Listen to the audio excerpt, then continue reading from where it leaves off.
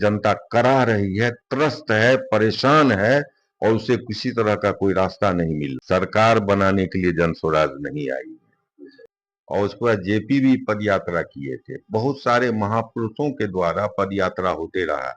गुरु नानक जी पद यात्रा किए थे तो आज इतने बड़े संत हो गए। हर आदमी पद यात्रा से ही बहुत बड़ा। नमस्कार, आप देख रहे हैं जेएनबी जनता न्यूज बिहार। आइए रुक करते हैं आज की बड़ी खबरों पर। अगर आप इस खबर को यूट्यूब पर देख रहे हैं तो चैनल को सब्सक्राइब करें और फेसबुक पर देख रहे हैं तो चैनल को फॉलो करें। धन्यवाद।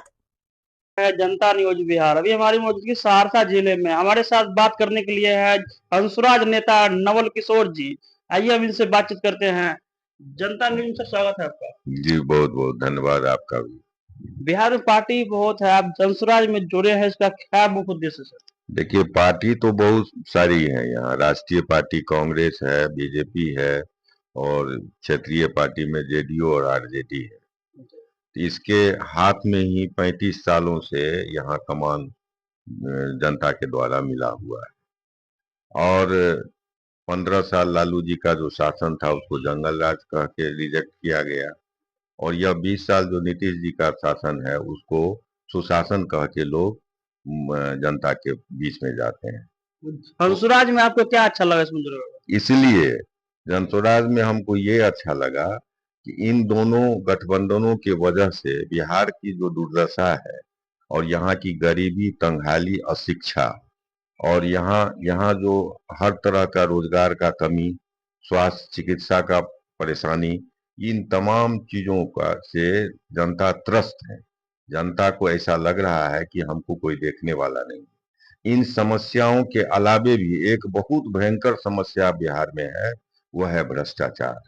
भ्रष्टाचार एक छोटे से छोटे जगह से लेके ऊपर तक के महकमा में भ्रष्टाचार है और इससे जनता करा रही है, त्रस्त है, परेशान है और उसे किसी तरह का कोई रास्ता नहीं मिल रहा है। एक व्यवस्था कायम हो गया है और सहरसा सरकार का जो एक होना चाहिए, गवर्नेंस का जो एक स्थिति होना चाहिए, वो खत्म हो गया है।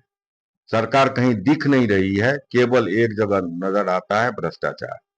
प्रशासन में जाइए तो बिना पैसा का कोई सुनने वाला नहीं है और भी किसी ऑफिस में, ब्लॉक में जाइए, जिला के ऑफिस में जाइए, बिना पैसा का कोई कहीं आपको सूद लेने वाला नहीं। 20 मई से प्रशांत किशोर जी बिहार बदलाव यात्रा पर निकल रहे हैं, इसका क्या मकसद है? इस पर आप क्या क्या करना चाहिएगा?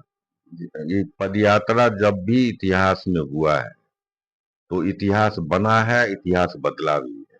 आप सभी लोग जानते होंगे कि गांधी जी पद यात्रा किए थे तो देश आजाद हुआ। विनोबा भावे गरीबों के लिए, भूदान के लिए पद यात्रा किए थे तो बहुत सारा जमीन गरीबों को मिला और उसके बाद जेपी भी पद यात्रा किए थे। बहुत सारे महापुरुषों के द्वारा पद यात्रा होते रहा। गुरु नानक जी पद यात्रा किए थे तो आज इतने बड़े संत हो गए। हर आदमी पद यात्रा से ही बहुत बड़ा मुकाम पाता है। उसके माध्यम से ये होता है कि आप गली मोहल्ले गांव में जाके वहां की स्थिति से आप अवगत होते हैं और वहां के लोगों से जुड़ते भी हैं। लोगों को ऐसा महसूस होता है कि सुख दुख में हमारा कोई देखने और सुनने वाला कोई है, तो लोगों में एक विश्वास जगती है और पदयात्रा के माध्यम से प्रशांत किशोर जी को भी एक आत्मविश्वास का बढ़ोतरी होता है और जिससे हमारे जन स्वराज को बहुत बड़ा फायदा होता है। हम पब्लिक में जाते हैं। आज नीतीश कुमार के गृह जिला प्रशांत किशोर जी आएंगे और हस्ताक्षर अभियान चलाएंगे, इसको आप किस तरह से देखते हैं?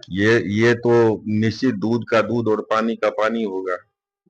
ये तो पता चल जाएगा ना कि मुख्यमंत्री जी कहते हैं कि हमने मतलब विकास की नदी बहा दी है यहाँ और सभी लोगों के कल्याण के लिए हमने काम किया है। तो उनके गृह जो गांव है वहां पता चलेगा ना कि सारे लोगों के साथ क्या हुआ है, वहां भ्रष्टाचार है कि नहीं, वहां गरीब को सभी सभी सुविधा मिली है कि नहीं। ये तमाम बातें उजागर होगी और पूरे बिहार के लोग जानेंगे कि यह जो नीतीश कुमार जी का दावा है सुशासन का, बिल्कुल खोखला वादा है। उनके गृह क्षेत्र में भी वहां वहां आदमी पस्त और त्रस्त है। आपको क्या लगता है अगर बिहार में जनस्वराज पार्टी को मौका मिलेगी तो क्या बिहार में बदलाव हो पाएगा? सीधे जान लीजिए, सरकार बनाने के लिए जन स्वराज नहीं आई है। सरकार एक माध्यम है। हम व्यवस्था परिवर्तन के लिए आए हैं। हम यहाँ के तो क्या भ्रष्टाचार खत्म हो पाएगा बिहार में? ये हमारा मुख्य और प्रमुख उद्देश्य है, क्योंकि भ्रष्टाचार खत्म हो जाने से सबसे पहला बात ये हो जाता है कि सारा काम जो है जो अप टू डेट हो जाता है। आज भ्रष्टाचार की वजह से बिहार का विकास, बिहार का प्रगति, लोगों का प्रगति सब रुका हुआ है।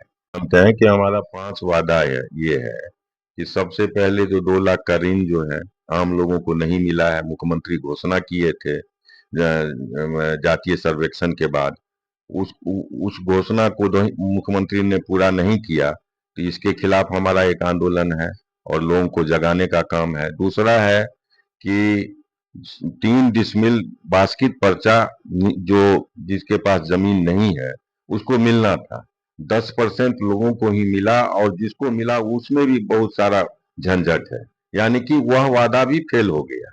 तीसरा है यहाँ का भ्रष्टाचार। इसके खिलाफ हमारा एक आंदोलन, बहुत सघन आंदोलन होने जा रहा है। हम जनता के पास भ्रष्टाचार को लेके जा रहे हैं। एक नई समानांतर व्यवस्था बिहार में कायम हो गई है। चौथा है कि हम जो यहाँ की महिलाएं हैं उसको कम सालाना 4% के दर से हम उसको ऋण देंगे। 4% बहुत कम होता है, वो 4% के दर से हम ऋण देंगे और महिलाओं को आगे बढ़ाने का हम काम करेंगे। जिससे होगा क्या कि अगर महिला समृद्ध होगी तो निश्चित है परिवार समृद्ध होगा, और परिवार समृद्ध होगा तो बिहार समृद्ध होगा। और पांचवा ये है कि 400 रुपया जो आज पेंशन के रूप में 60 वर्ष से ज्यादा के लोगों को, गरीब लोगों को मिल रहा है, तो आप समझ सकते हैं इस महंगाई में 400 रुपये में क्या होगा। यह तो लगता है कि बिहार सरकार भीख दे रही है, इससे कुछ होना जाना भी नहीं है। इसलिए जनस्वराज ने घोषणा किया है कि हर महीना हम 2000 रुपया लोगों को देंगे, जिससे वो अपनी दवाई और जो अपना स्वास्थ्य संबंधी और खाने पीने का जो भी तो सामान है वो अपना मुहैया करेगा और लोगों को लगेगा कि हमको मदद मिल रही है।